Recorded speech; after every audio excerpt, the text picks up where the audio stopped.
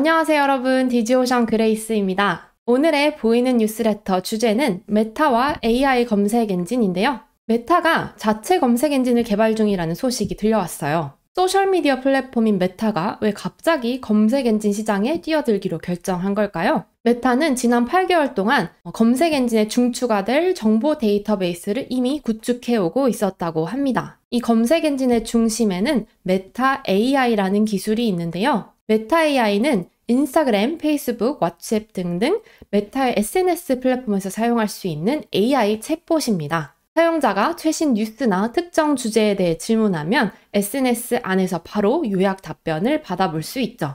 지금은 이 메타 AI가 구글과 빙 같은 다른 검색 엔진에 의존해서 답변을 제공하고 있어요. 앞으로 AI 챗봇이 고도화될수록 검색 엔진에 대한 의존도는 당연히 높아질 수밖에 없겠죠. 그래서 이 의존도를 줄이기 위해 이러한 조치를 내린 것이라는 분석이 지배적입니다. 근데 저는 메타의 이런 결정이 단순히 리스크를 낮추기 위한 어떤 수동적인 대응책은 아닐 거라고 생각해요. 실제로 대화형 챗봇은 상호작용을 유도해서 SNS에 머무는 시간을 늘리도록 설계되어 있습니다. 체류 시간이 길어질수록 당연히 광고 노출 기회는 증가하고요.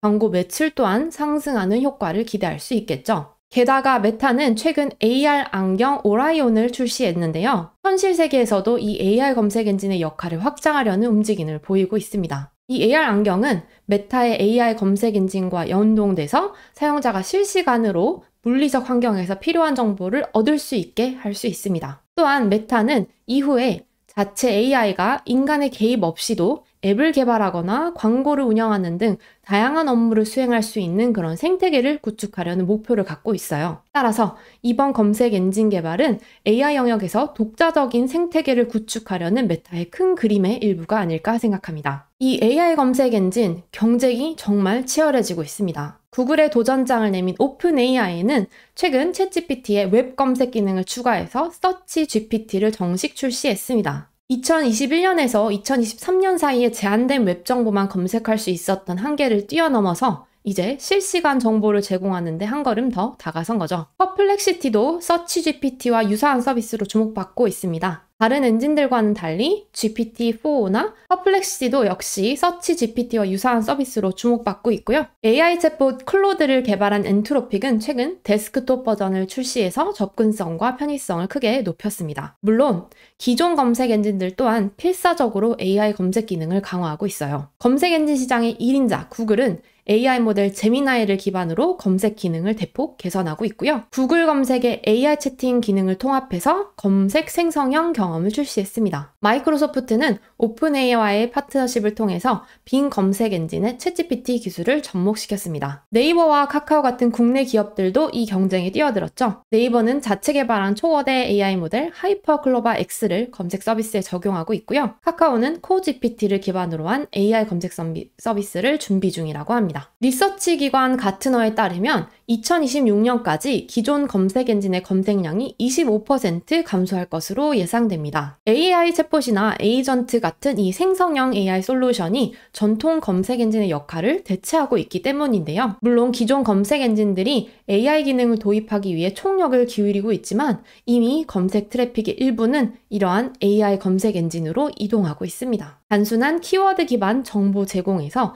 대화형 맞춤형 답변으로 검색의 패러다임이 변화하고 있는 것이죠. AI 검색 엔진은 사용자의 질문에 단순히 링크만 나열해주는 대신 대화의 형태로 필요한 정보를 제공하고 문제 해결을 돕는 방향으로 발전하고 있습니다. 이러한 기능이 향상될수록 사용자는 개인화된 답변을 더 선호하게 될 텐데요. AI를 지능형 비서처럼 활용해서 정보를 빠르게 찾는 방식으로 이미 습관이 변화하고 있습니다. 또한 소비자들이 검색 엔진이 아닌 새로운 플랫폼에서 정보를 검색하기 시작했는데요. 일반적이고 광범위한 결과 대신 맞춤화된 답변을 줄 수 있는 전문 플랫폼을 사용하는 것입니다. 예를 들어 음악은 스포티파이나 유튜브에서, 여행 정보는 인터파크에서, 요새 핫한 드라마는 넷플릭스에서, 제품 리뷰는 쿠팡이나 컬리에서, 부동산 정보는 직방에서, 지역 관련 정보는 당근에서, 맛집은 인스타, 각종 꿀팁은 틱톡에서 찾는 것이죠. 대표적으로 소셜미디어에서 검색을 하는 사용자가 크게 늘고 있어요. 한 조사에 따르면 Z세대 응답자의 51%가 검색 엔진으로 틱톡을 선택했습니다. 왜 MZ세대는 인스타와 틱톡에서 검색을 하는 걸까요? 크게 세 가지로 이유를 꼽아볼 수 있을 것 같습니다. 첫 번째, 기존의 검색 엔진은 특정 키워드를 사용한 질문에 대한 답변만 보여줍니다. 반면 소셜미디어는 내가 미처 생각하지 못했던 새로운 트렌드나 관심사를 발견할 수 있게 해주죠. 두 번째, SNS는 시각적인 경험을 제공합니다. 기존 검색 엔진의 글자 기반의 형식에 비해 이미지나 영상, 오디오 등 몰입도를 높이는 콘텐츠가 더 많은데요. 특히 숏폼은 스토리텔링을 통해 짧고 강렬하게 정보를 전달할 수 있죠. 세 번째, MZ세대는 커뮤니티의 의견을 중요하게 생각합니다. 틱톡이나 인스타그램, 유튜브와 같은 소셜미디어에서는 기존의 검색 엔진과 달리 커뮤니티의 반응을 볼 수 있다는 큰 차이점이 있습니다. 앞으로 검색 환경이 진화하면서 검색 엔진은 더욱 다양해지고 트래픽은 분산될 텐데요. 이러한 이유로 기존의 키워드 중심 SEO 전략은 한계를 맞이하게 될 것입니다. 따라서 SEO와 검색 광고 중심의 마케팅에 의존했던 브랜드들은 새로운 돌파구를 찾아야 할 시점이 왔습니다. 그렇다면 마케팅은 구체적으로 어떻게 달라져야 할까요? 첫 번째, 전략은 통합적으로 세워야 합니다. AI 검색은 다양한 소스의 데이터를 통합해서 검색 결과를 제공하죠. 여러 채널에서 소비자와 접점을 만들고 또 일관된 콘텐츠를 전달하는 것이 중요해진 건데요. 따라서 대부분의 브랜드가 이 경쟁에서 앞서 나가기 위해 마케팅 채널을 확장하고자 할 것입니다. 이때 어떤 플랫폼에 우선순위를 둘지 전략적으로 결정해야 합니다. 먼저 우리 브랜드의 잠재 고객이 어떤 플랫폼에서 정보를 검색하는지 파악해보고 그에 맞게 시간과 자원을 더 많이 투자할 채널을 선택해보세요. 또한 여러 마케팅 채널들의 활동을 고려해서 각 채널을 통합적인 관점에서 바라보고 운영해야 합니다. 성과 역시 개별 채널의 결과를 독립적으로 평가하기보다는 전체적인 소비자 여정을 고려해서 측정해야 합니다. 두 번째, 콘텐츠를 다각화하고 맞춤화해야 합니다. 콘텐츠의 형태와 배포 채널을 다각화해서 다양한 플랫폼에서 브랜드의 가시성을 높여야 하는데요. 플랫폼별로 검색 습관이 세분화됨에 따라서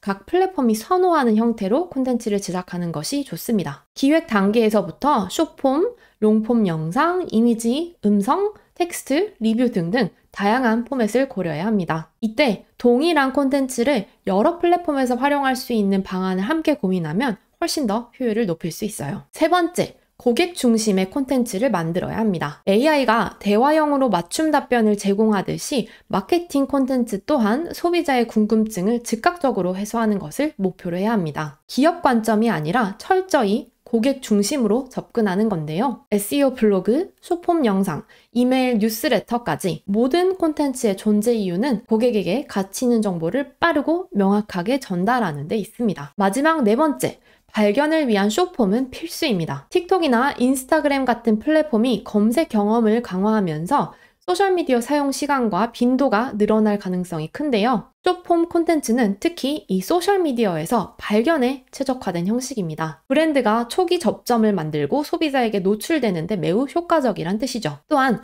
바이럴 가능성이 높아서 빠르게 많은 사용자들에게 퍼질 수 있습니다. 긴 영상에 비해서 제작도 쉽고 빠르기 때문에 적은 리소스로도 많은 노출과 구매 전환을 기대해 볼 수 있습니다. 이러한 숏폼 콘텐츠는 B2C뿐 아니라 B2B 분야에서도 소비자의 관심을 끌고 신뢰도를 구축하는 데 효과적인데요. 앞으로 숏폼은 모든 브랜드가 꼭 시도해봐야 할 잠재력이 무궁무진한 영역이라고 생각합니다. 자, 생성 AI가 우리 삶에 한층 더 깊숙이 스며들고 있는데요. 챗GPT가 2022년에 공개된 이후로 다양한 분야에서 변화의 속도가 기하급수적으로 빨라지고 있습니다. 그래서 왜인지 그 변화를 따라잡기가 점점 더 어려워지는 느낌이 드는데요. 새로운 생성 AI 소식이 들릴 때마다 저는 마케팅, 비즈니스는 어떻게 변해야 할지를 고민해봅니다. 늘 공통적으로 등장하는 두 가지가 키워드가 있는데요. 고객 중심 그리고 통합적인 전략입니다. 지독하게 고객 중심으로 기술의 변화보다는 고객의 변화에 집중해야 하고요. 고객의 시선으로